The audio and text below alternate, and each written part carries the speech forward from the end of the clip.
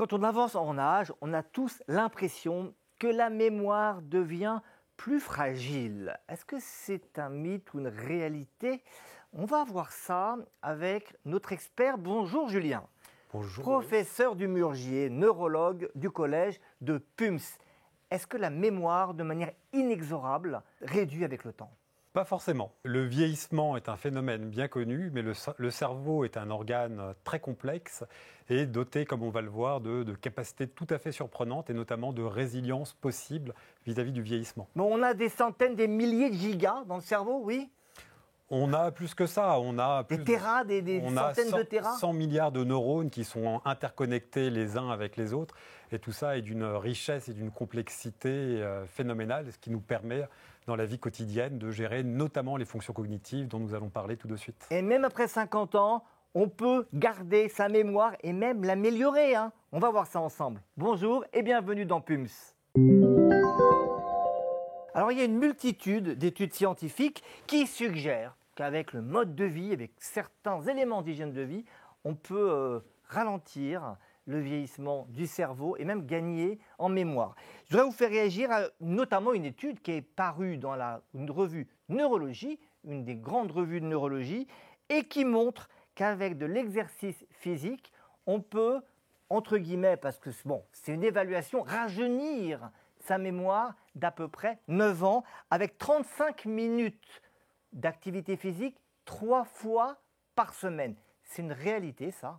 C'est une réalité, tout à fait. Il y a des relations très complexes entre le cerveau, le corps et le cerveau. C'est des relations qu'on dit bidirectionnelles. Et le corps, pour bien vieillir, a besoin d'un cerveau en forme. Mais à l'inverse, le cerveau lui-même, pour bien vieillir, a besoin d'un corps lui aussi actif et en forme.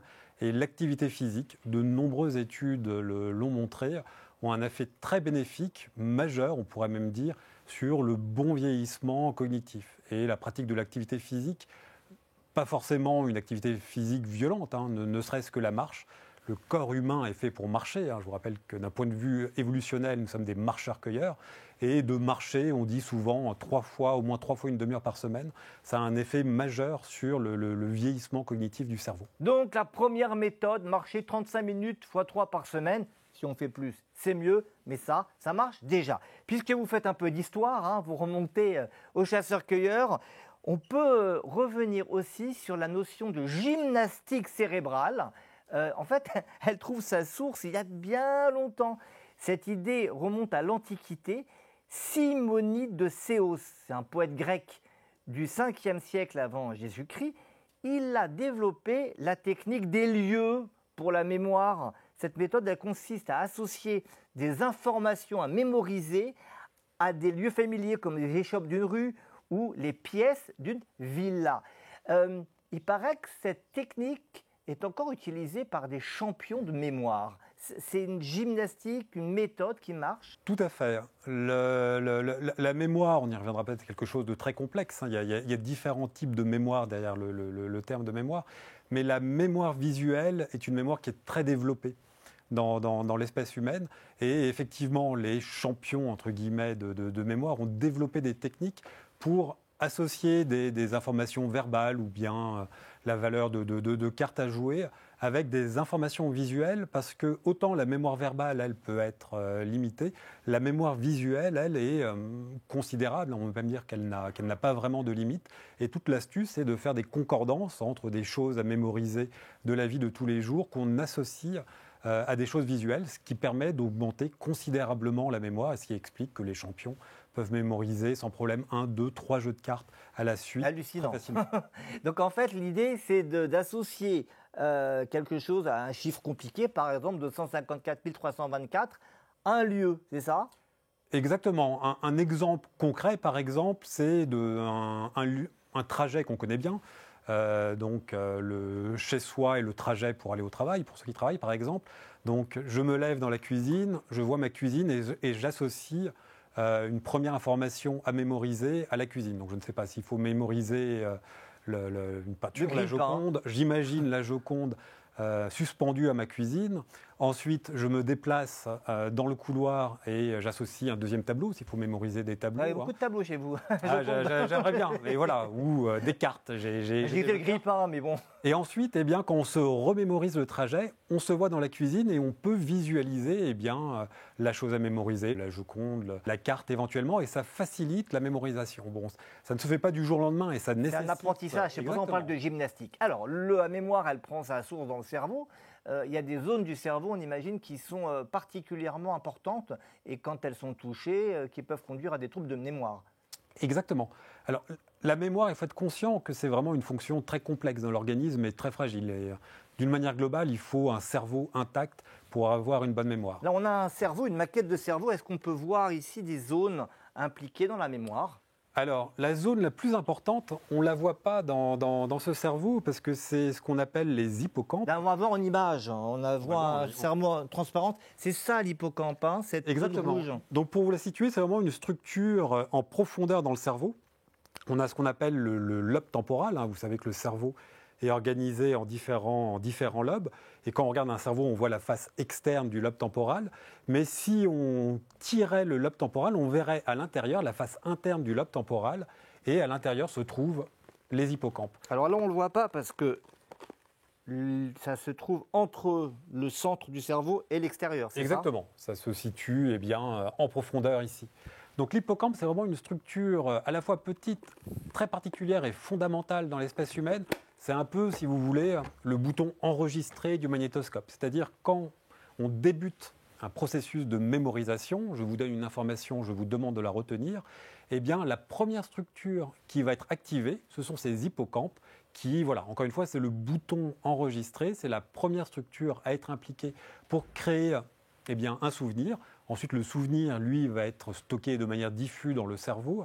Il y a une autre structure qui est très importante, qui est ce qu'on appelle le lobe frontal, qui est vraiment... Devant. Exactement, derrière le front, lobe frontal, qui est une partie du cerveau particulièrement développée dans l'espèce humaine, qui a énormément de rôles, mais qui a notamment un rôle pour retrouver un souvenir qui a été enregistré. Donc le fait qu'on puisse récupérer un souvenir qu'on a mémorisé fait appel non pas à l'hippocampe c'est vraiment pour enregistrer, pour récupérer, c'est toute cette partie en avant qu'on appelle le lobe frontal. Donc le lobe frontal, l'hippocampe. L'hippocampe d'ailleurs, il porte son nom tout simplement du fait qu'il ressemble à un hippocampe. Exactement. C'est cette comparaison qui a été faite par un neuroscientifique hongrois. Et là, on ne va pas oublier, si je puis dire, sa forme. Hein. Exactement. L'hippocampe est un des animaux fétiches des neurologues en hommage à cette petite structure très profonde dans le cerveau, mais ô combien importante. Alors, ces dernières années, on a entendu parler de l'activité physique comme méthode efficace pour retrouver certaine fonction mnésique et la préserver. On a entendu aussi beaucoup parler de la méditation pour le cerveau. Qu'en est-il ? C'est une mode ou c'est une réalité ? Alors, beaucoup d'études ont montré que la méditation avait beaucoup d'avantages en termes de qualité de vie, comme on dit, sur le moral, sur la capacité à gérer le stress. Mais il y a aussi de nombreuses études qui montrent que les personnes qui développent des capacités de méditation ont les circuits de la mémoire renforcés. On peut mesurer ça, par exemple, avec des études qui impliquent l'IRM. On peut mesurer le volume, un peu comme on mesurait le muscle. Là, on ne mesure pas du muscle, mais des épaisseurs de neurones, de substances grises, comme on dit. Et les personnes qui pratiquent régulièrement la méditation sont capables d'augmenter le volume de ces zones stratégiques. Et de l'hippocampe, on peut augmenter la taille de l'hippocampe. Est-ce que la taille de l'hippocampe permet de préjuger nos capacités de mémoire ? Alors exactement, on peut tout à fait augmenter la taille de l'hippocampe. Une des études les plus célèbres, il y a beaucoup d'études qui visent à mesurer les volumes d'hippocampe et de comparer à d'autres personnes. Une des premières études à avoir fait ça, a comparé le volume des hippocampes des chauffeurs de taxi à Londres. Je vous parle d'une époque avant le GPS où les chauffeurs de taxi devaient mémoriser donc avait une mémoire spatiale tout à fait extraordinaire pour pouvoir s'orienter dans Londres, qui, je vous rappelle, est 10 fois grand comme Paris. Et ce type d'études ont pu montrer que les chauffeurs de taxi avaient des gros hippocampe. Exactement, avaient des gros hippocampes. Pourquoi ? Eh bien, parce qu'à force de s'entraîner, de travailler leur mémoire spatiale, leur orientation, ils renforcent tous les circuits, notamment d'orientation spatiale, pris en charge par les hippocampes. Et ça se voit de manière nette sur des IRM, par exemple, et toutes ces études qui comparent une population à une autre. Donc, de l'exercice physique, la méditation, potentiellement, ça augmente la taille et le contenu de nos hippocampes. Exactement, il y a ce qu'on appelle une plasticité. Donc on est capable de muscler les bras. Si vous travaillez vos biceps, eh bien le volume de vos biceps va augmenter. De manière, on va dire, tout à fait aussi impressionnante, on est capable de muscler les zones du cerveau et d'augmenter le volume directement de neurones et surtout des connexions entre les neurones, ce qu'on appelle les synapses. Alors, il y a beaucoup de choses qui sont proposées sur Internet pour muscler son cerveau. Vous allez nous dire ce que vous en pensez, notamment les oméga 3. On nous dit qu'ils sont essentiels pour le fonctionnement du cerveau. Et regardez ces allégations là sur les emballages. Mémoire, oméga 3, à chaque fois c'est la mémoire du cerveau. Est-ce que des compléments alimentaires d'oméga 3, ou consommer du poisson, des sardines en grande quantité, ça muscle notre mémoire ? Oui, alors c'est vraiment une bonne question et on voit beaucoup de choses sur Internet. Sur le plan scientifique, d'où vient cette idée ? Eh bien, il y a ce qu'on appelle des études épidémiologiques où on étudie le vieillissement des populations, où on essaye de voir qu'est-ce qui est associé à la survenue de maladies de la mémoire ou au contraire, qu'est-ce qui les prévient. Et que montrent ces études ? Eh bien, que ce qu'on appelle le régime méditerranéen est clairement protecteur sur le risque, ce qu'on appelle de démence, c'est-à-dire de maladies affectant la mémoire. Ce qui explique par exemple que le risque de développer ces maladies est plus faible dans toutes les régions du bassin méditerranéen par rapport à d'autres régions du monde comme l'Amérique du Nord par exemple. Donc les chercheurs ont cherché des explications et une des explications proviendrait du régime méditerranéen, donc autour de cette zone, c'est-à-dire consommation de fruits et légumes, d'huile d'olive, un peu de vin rouge, du poisson. Et cette alimentation, clairement, dans les études, est associée à une diminution de maladies d'Alzheimer. Donc ça, c'est le troisième message, c'est d'aller vers une alimentation type régime méditerranéen ou d'ailleurs un régime un peu mixte entre le régime méditerranéen et le régime DASH, dont on a parlé aussi dans PUMPS. Ça s'appelle le régime MIND, qui finalement c'est proche du régime méditerranéen. Et on vous recommande de voir nos vidéos. On en a largement parlé, notamment dans cette vidéo avec Manon Clavier qui s'appelle « Un régime gras qui fait du bien ». Et puis une autre vidéo avec Fabienne Delestre, justement sur le régime MIND. Donc vous avez ce qu'il faut sur la chaîne. Je reviens à la question des oméga 3. Je vois bien que vous n'étiez pas très convaincu pour nous dire qu'il faut consommer des suppléments d'oméga 3 pour garder une bonne mémoire. En tout cas, la science montre que ce n'est pas du tout prouvé que ça peut fonctionner. Regardez cette revue, la littérature scientifique, on a traduit le résumé en français. La plupart des études n'ont pas trouvé de résultats significatifs pour la supplémentation en acides gras oméga 3 par rapport au placebo. Et celles qui montrent un certain bénéfice ne le font sur que quelques échelles d'évaluation cognitive. Donc, on ne recommande pas de se supplémenter en oméga 3. Exactement, il faut être prudent. C'est ce que je vous ai dit. Les études épidémiologiques montrent effectivement que tel facteur a un effet protecteur sur le risque de maladie d'Alzheimer, schématiquement. Et quand on trouve un facteur protecteur, bien sûr, ensuite on fait ce qu'on appelle des essais cliniques, c'est-à-dire on teste une intervention qu'on a voir si ça marche vraiment. Voir si ça marche. Et c'est ce qui est fait sur les études que vous citez. Et effectivement, vous l'avez très bien dit, la plupart de ces études sont négatives.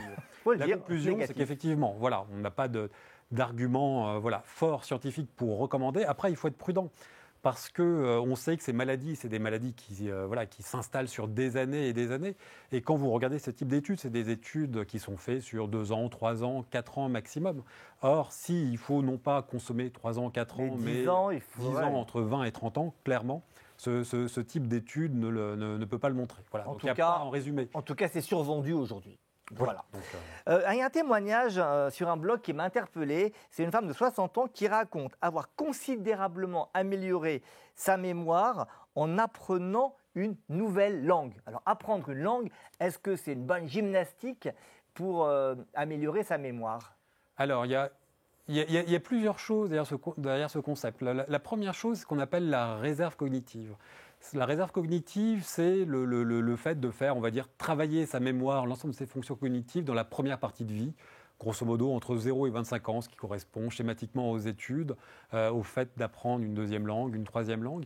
Et les études qui s'intéressent chez les personnes bilingues, il y a beaucoup de régions du monde, vous savez, où les gens maîtrisent 2 langues, 3 langues, eh bien d'avoir cette capacité, on l'a dit un peu au début de cette émission, ça permet de muscler, entre guillemets, le cerveau. Ça a un effet clairement protecteur sur le risque de maladie de la mémoire 50 ans après qu'on l'ait appris. C'est les concepts de réserve cognitive.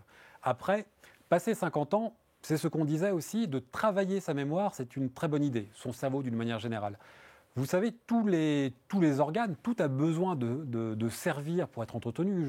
Si vous ne vous servez pas de votre bras, de votre jambe pendant 3-4 mois et que vous essayez ensuite de les réutiliser, eh bien vous allez perdre de la force, de l'habilité. C'est encore plus vrai pour le cerveau, qui est, on l'a dit, l'organe le plus complexe de l'organisme. Et les fonctions du cerveau sont très complexes. Il n'y a pas juste la mémoire, il y a le langage, le raisonnement, le calcul, les différents types de mémoire, etc. Et toutes ces fonctions ont besoin de travailler. Donc, de s'impliquer dans des tâches cognitives complexes, comme apprendre une deuxième langue, quel que soit l'âge, encore une fois, c'est possible et c'est une très bonne idée.